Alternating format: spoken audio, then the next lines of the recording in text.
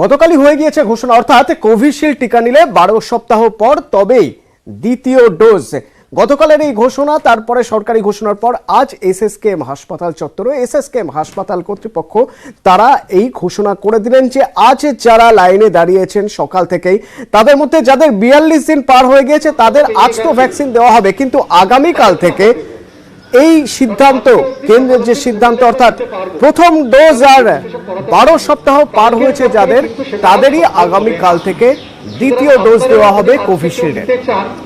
এই তথ্যগুলো সব জানার পরে আমরা তাদেরকে দেব, কিন্তু আমরা আবার বলবো যে আপনারা একটু ভাবনা চিন্তা করবেন যে সরকার যে সিদ্ধান্তটা নিয়েছে এটা সায়েন্টিফিক সিদ্ধান্ত, এটা সবার ভালোর জন্য, সেইটা ভেবে আপনারা কিছু ভ্যাকসিনটা নেবেন।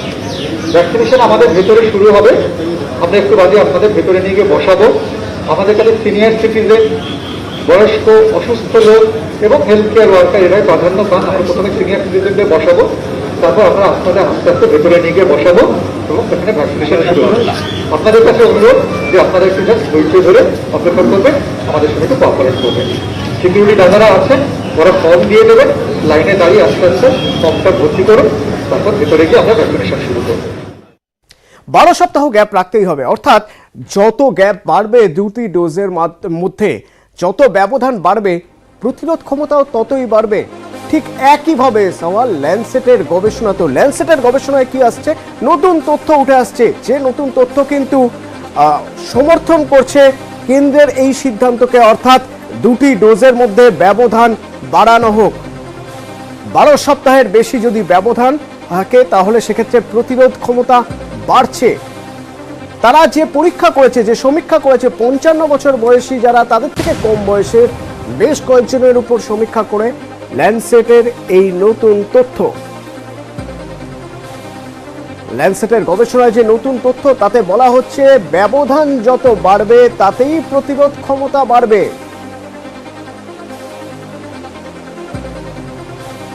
জনস্বাস্থ্য বিশেষজ্ঞ কাজল কৃষ্ণ বণিক আমাদের সঙ্গে এই মুহূর্তে সরাসরি রয়েছেন।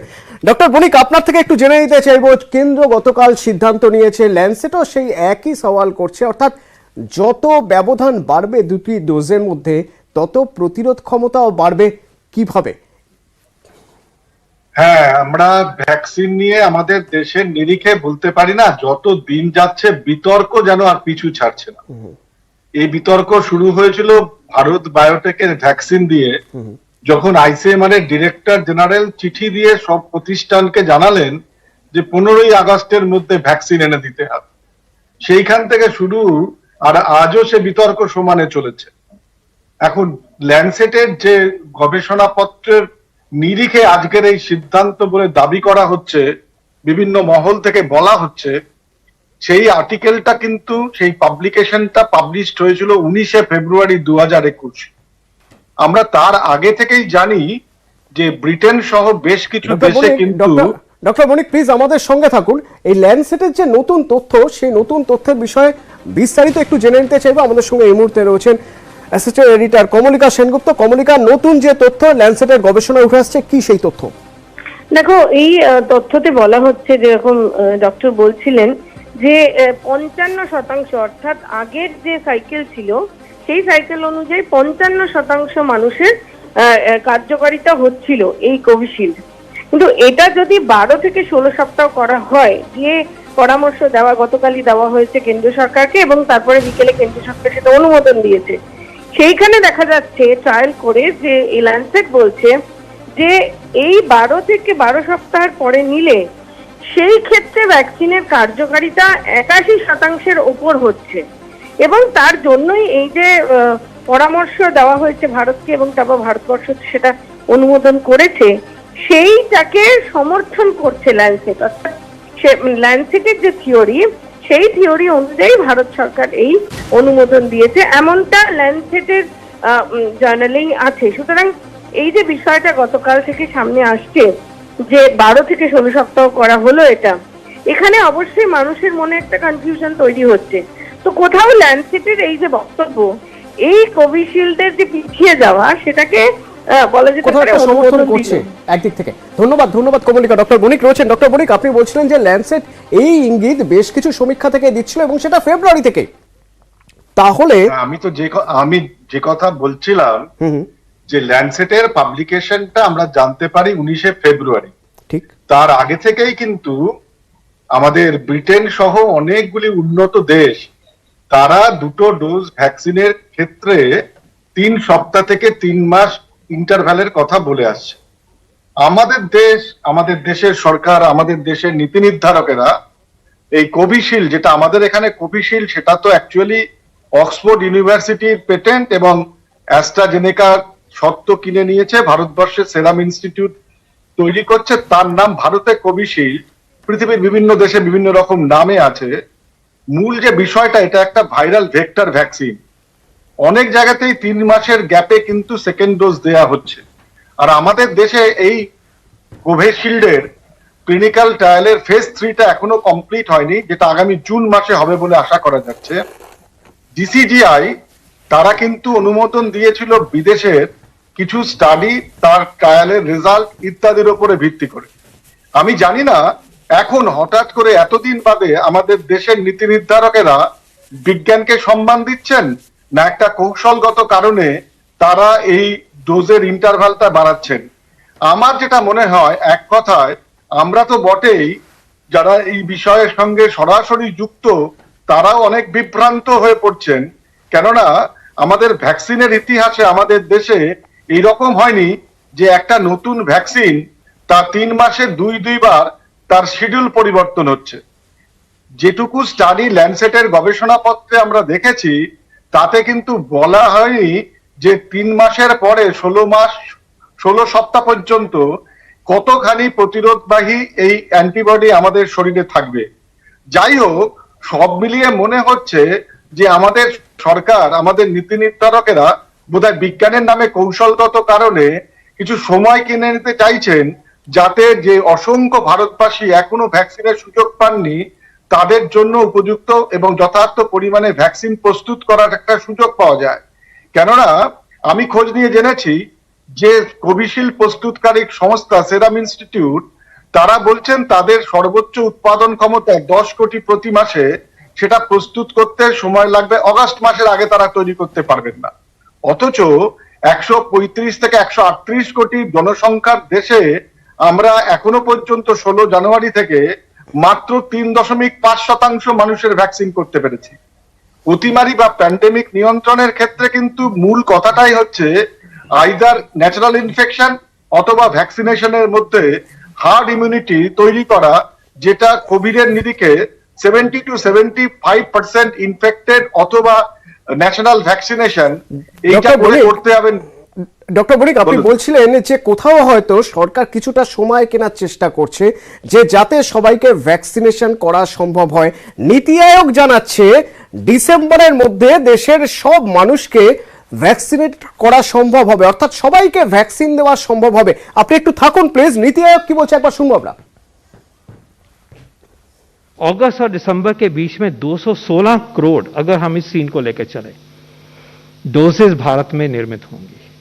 अब इसमें रिस्क उतना माइनस कर दीजिए, but to be proud to say that 2 billion doses will be made in India, for India, for people of India. Doctor Banik, এটা কি আদৌ সম্ভব ডিসেম্বরের মধ্যে সবাইকে ভ্যাকসিনেশন করে দেওয়া বা ভ্যাকসিনেটেড করে দেওয়া? দেখুন, কোন এক কবি লিখেছিলেন না, ধন্য আশা কুহকিনী। আমরা তো আশায় বেঁচে আছি, আশায় বাঁচছে চাষা। আমরা গরিব ভারতবাসী, আমরা আমাদের আত্মসম্মান নিয়ে দেশের সরকারের এই সদিচ্ছা এবং তাদের এই প্রয়াসের প্রতি থাকতে দায়বদ্ধ। আমাদের তো অন্য কোনো উপায় নেই। আমরা হয় দেশের সরকার আমাদের কাছে ভ্যাকসিন এনে দেবেন নিজেরা প্রস্তুত করে নিজেদের দেশজ কোম্পানি, অথবা বিদেশ থেকে আমদানি করে। আমাদের পকেটে পয়সা থাকলেও এখনো যা অবস্থা, তাতে বাজার থেকে ভ্যাকসিন কেনা যাবে না।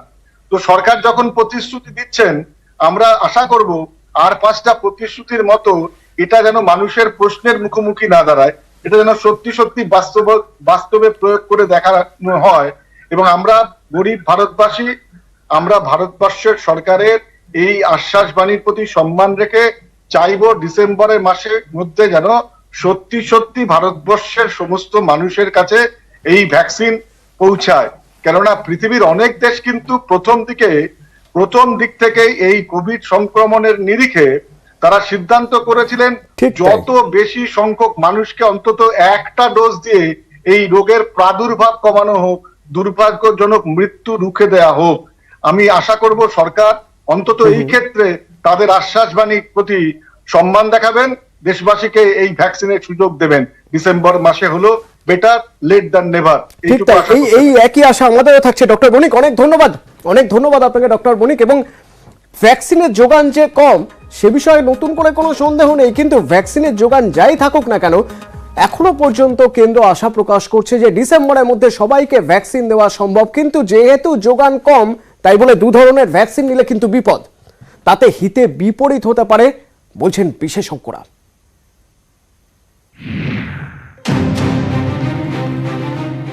ভারতে এখন কোভ্যাক্সিন ও কোভিশিল্ড এই দুটি ভ্যাকসিন দেওয়া হচ্ছে।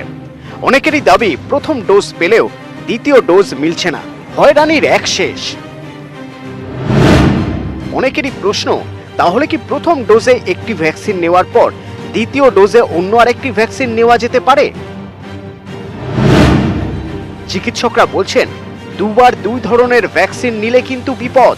এর থেকে শরীরে ক্লান্তি আসতে পারে, মাথা ব্যথাও হতে পারে। দেখা গিয়েছে ফ্রান্সে অ্যাস্ট্রাজেনেকার ভ্যাকসিন দেওয়ার পর কাউকে কাউকে ফাইজারের ভ্যাকসিন দেওয়া হয়, এতে একাধিক শারীরিক সমস্যা তৈরি হয়। তাই চিকিৎসকদের সতর্কতা, কখনোই দু ধরনের ভ্যাকসিন নেওয়া উচিত নয়।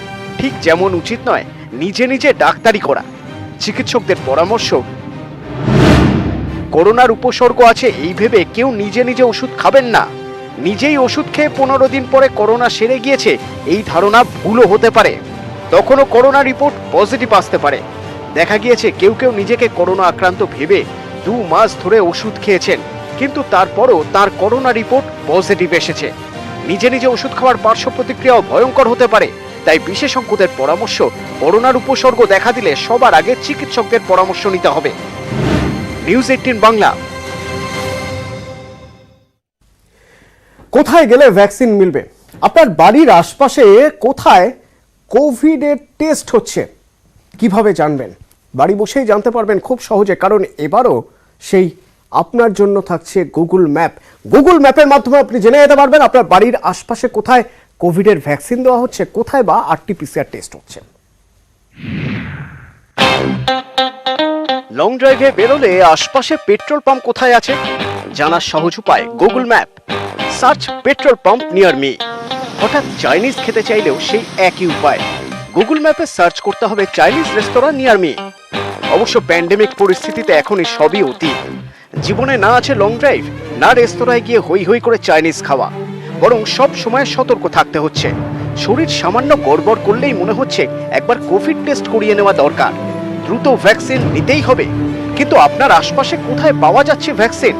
বাড়ির কাছাকাছি কোভিড টেস্টই বা কোথায় হচ্ছে? এখানেও পথ দেখাচ্ছে গুগল।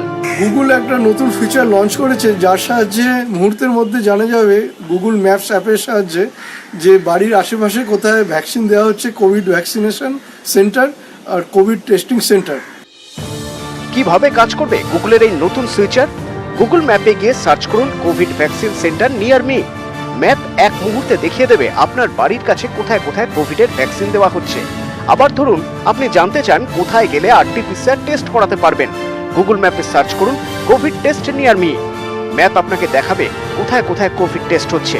পৃথিবীর যে কোনো প্রান্ত থেকে গুগল ম্যাপের মাধ্যমে এইভাবেই জানা যাবে কোভিড টেস্টিং সেন্টার বা ভ্যাকসিন সেন্টারের খোঁজ, বাড়ি থেকে না বেরিয়েই। আবির ঘোষাল, নিউজ 18 বাংলা। इससे समझाओ। विन ग्रिप टेक्नोलॉजी कुछ इस तरह सीमेंट को ग्रिप करता है बिल्कुल टाइट। SRMB TMT चैंपियंस की पसंद।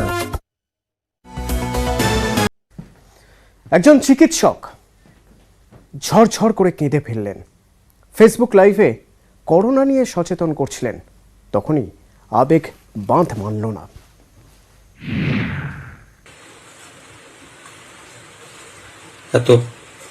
এত খারাপ লাগছে কি? করোনা কাঁদাচ্ছে রোগীদের, ডাক্তারদেরও।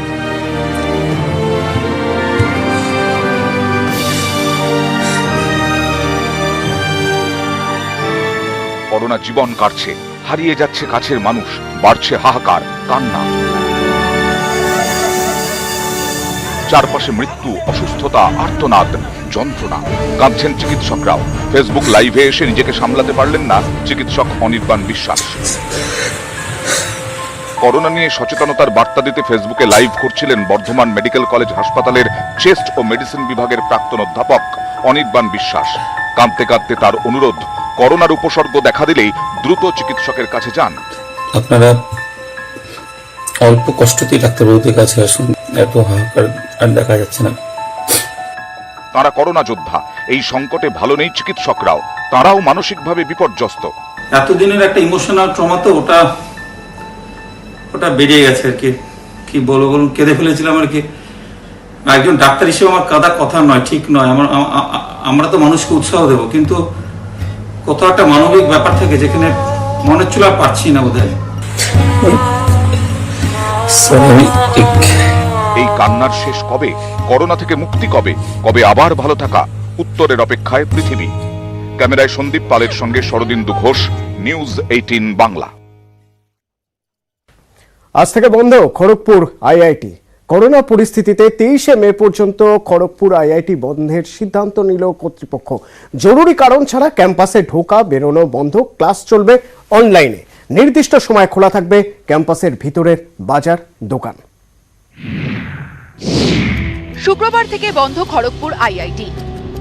ভয়াবহ সংক্রমণের মুখে আগামী 23শে মে পর্যন্ত বন্ধ খড়গপুর আইআইটি। ক্যাম্পাসে দিন দিন বাড়ছে সংক্রমণ। পরিসংখ্যান বলছে খড়গপুর আইআইটিতে করোনা আক্রান্তের সংখ্যা 100 ছাড়িয়েছে। মঙ্গলবার একদিনে 20 জনের রিপোর্ট পজিটিভ আসে। এই পরিস্থিতিতে ক্যাম্পাস বন্ধের সিদ্ধান্ত। বুধবারই ক্যাম্পাস বন্ধের নির্দেশিকা জারি হয়েছে। নির্দেশিকায় জানানো হয়েছে, জরুরি পরিষেবা ছাড়া আইআইটি খড়গপুর সম্পূর্ণ বন্ধ থাকবে। ক্লাস হবে অনলাইনে। অধ্যাপক, শিক্ষাকর্মীরা বাড়ি থেকেই কাজ করবেন। শুধুমাত্র জরুরি পরিষেবার সঙ্গে জড়িত কর্মীরা ক্যাম্পাসে কাজ করবেন।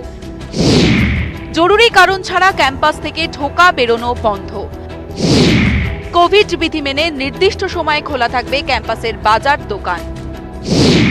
সকাল 7টা থেকে 10টা ও বিকেল 5টা থেকে সন্ধ্যে 7টা পর্যন্ত খোলা দোকান। ক্যাম্পাসের মধ্যে salon, beauty parlour, gym, swimming pool, রেস্তোরাঁ বন্ধ।